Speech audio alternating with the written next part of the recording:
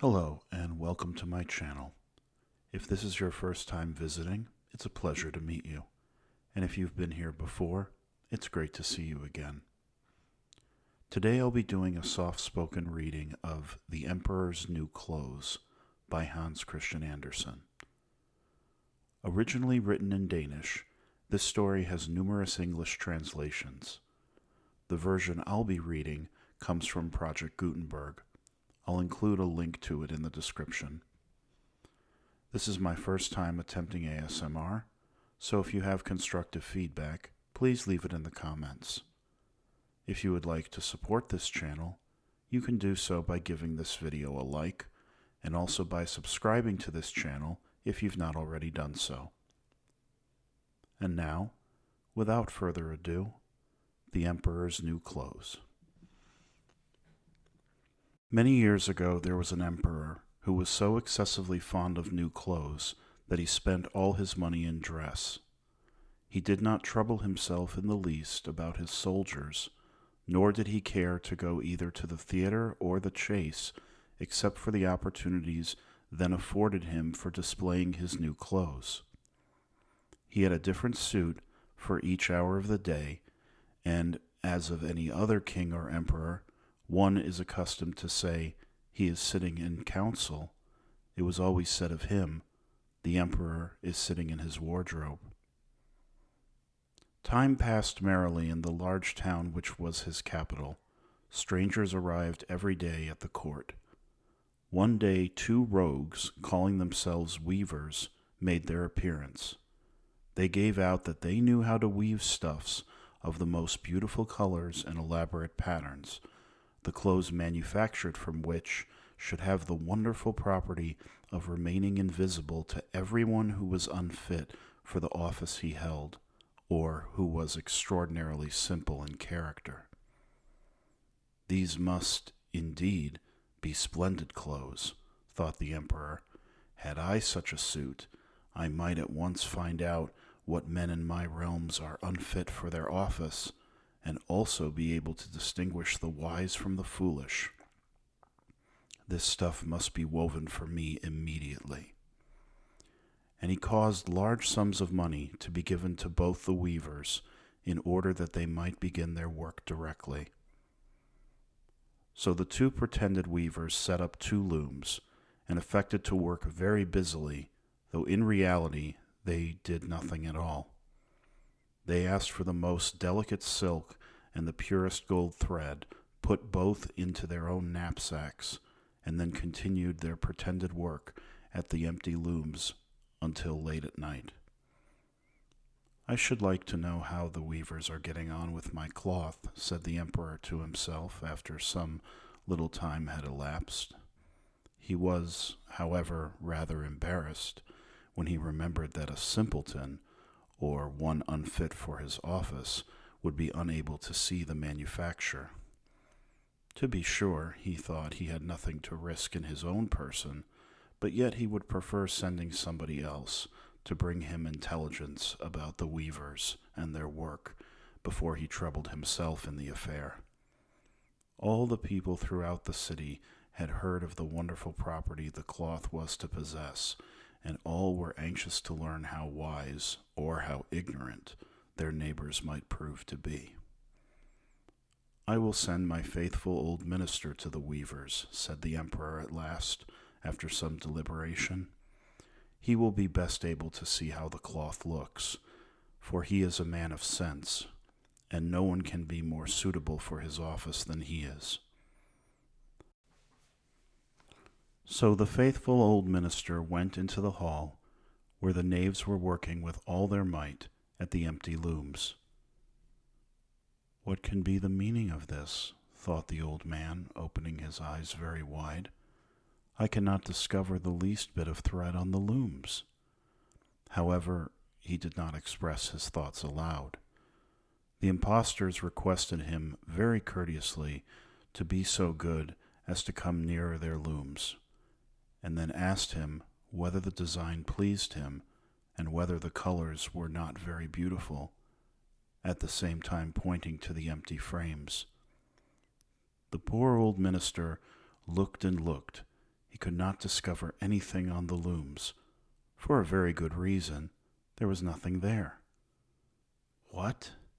Thought he again. Is it possible that I am a simpleton? I've never thought so myself, and no one must know it now if I am so. Can it be that I am unfit for my office? No, that must not be said either.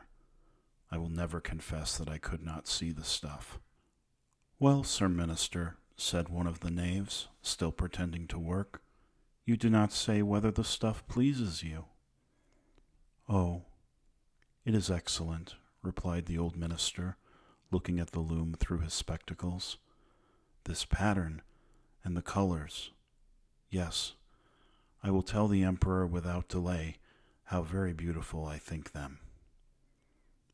We shall be much obliged to you, said the impostors, and they named the different colors and described the pattern of the pretended stuff.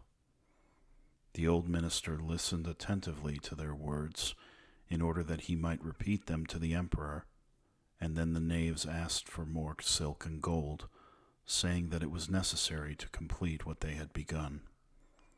However, they put all that was given them into their knapsacks and continued to work with as much apparent diligence as before at their empty looms. The emperor now sent another officer of his court to see how the men were getting on, and to ascertain whether the cloth would soon be ready. It was just the same with this gentleman as with the minister. He surveyed the looms on all sides, but could see nothing at all but the empty frames. Does not the stuff appear as beautiful to you as it did to my lord the minister? Asked the impostors of the emperor's second ambassador, at the same time making the same gestures as before and talking of the design and colors which were not there. I certainly am not stupid, thought the messenger. It must be that I am not fit for my good profitable office. It is very odd. However, no one shall know anything about it. And accordingly, he praised the stuff he could not see, and declared that he was delighted with both colors and patterns. Indeed, please your imperial majesty, said he to his sovereign when he returned, the cloth which the weavers are preparing is extraordinarily magnificent. The whole city was talking of the splendid cloth which the emperor had ordered to be woven at his own expense. And now the emperor himself wished to see the costly manufacture while it was still in the loom. Accompanied by a select number of officers of the court, among whom were the two honest men who had already admired the cloth, he went to the crafty impostors, who, as soon as they were aware of the emperor's approach, went on working more diligently than ever, although they still did not pass a single thread through the looms. Is not the work absolutely magnificent? Said the two officers of the crown already mentioned. If your majesty will only be pleased to look at it, what a splendid design, what glorious colors. And at the same time they pointed to the empty frames, for they imagined that everyone else could see this exquisite piece of workmanship. How is this? Said the emperor to himself. I can see nothing. This is indeed a terrible affair. Am I a simpleton? Or am I unfit to be an emperor? That would be the worst thing that could happen. Oh, the cloth is charming, said he aloud. It has my complete approbation. And he smiled most graciously and looked closely at the empty looms, for on no account would he say that he could not see what two of the officers of his court had praised so much. All his retinue now strained their eyes, hoping to discover something on the looms, but they could see no more than the others, Nevertheless, they all exclaimed, "Oh, how beautiful!" and advised His Majesty to have some new clothes made from this splendid material for the approaching procession. Magnificent, charming, excellent, resounded on all sides, and everyone was uncommonly happy. The emperor shared in the general satisfaction and presented the impostors with the riband of an order of knighthood to be worn in their buttonholes and the title of gentlemen weavers. The rogues sat up the whole of the night before the day on which the procession was to take place, and had 16 lights burning, so that everyone might see how anxious they were to finish the emperor's new suit. They pretended to roll the cloth off the looms, cut the air with their scissors, and sewed with needles without any thread in them. "See," cried they at last, "the emperor's new clothes are ready."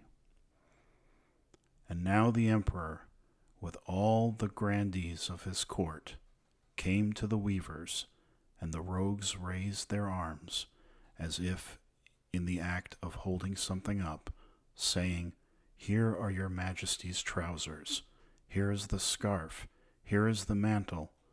The whole suit is as light as a cobweb. One might fancy one has nothing at all on when dressed in it. That, however, is the great virtue of this delicate cloth." "Yes, indeed," said all the courtiers, although not one of them could see anything of this exquisite manufacture. "If your Imperial Majesty will be graciously pleased to take off your clothes, we will fit on the new suit in front of the looking-glass." The emperor was accordingly undressed, and the rogues pretended to array him in his new suit. The emperor, turning round from side to side before the looking-glass. "How splendid His Majesty looks in his new clothes, and how well they fit," every one cried out. "What a design! What colors! These are indeed royal robes." "The canopy, which is to be borne over your Majesty in the procession, is waiting," announced the chief master of the ceremonies. "I am quite ready," answered the emperor. "Do my new clothes fit well?" asked he, turning himself round again before the looking-glass, in order that he might appear to be examining his handsome suit. The lords of the bedchamber, who were to carry His Majesty's train, felt about on the ground as if they were lifting up the ends of the mantle, and pretended to be carrying something, for they would by no means betray anything like simplicity or unfitness for their office. So now the emperor walked under his high canopy in the midst of the procession, through the streets of his capital, and all the people standing by, and those at the windows cried out, "Oh, how beautiful are our emperor's new clothes! What a magnificent train there is to the mantle, and how gracefully the scarf hangs!"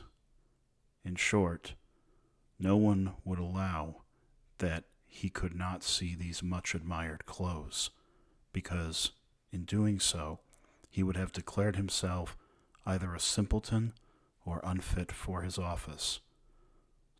Certainly, none of the emperor's various suits had ever made so great an impression as these invisible ones. "But the emperor has nothing at all on," said a little child. "Listen to the voice of innocence," exclaimed his father, and what the child had said was whispered from one to another. "But he has nothing at all on," at last cried out all the people. The emperor was vexed, for he knew that the people were right, but he thought the procession must go on now. And the lords of the bedchamber took greater pains than ever to appear holding up a train, although, in reality, there was no train to hold. This concludes The Emperor's New Clothes and my first attempt at ASMR. Once again, if you have constructive feedback, please leave it in the comments. I hope that you will like this video, subscribe to this channel, and also turn on notifications so you'll know when I post new content. Thank you for listening. Have a pleasant rest of your day, and I will see you next time.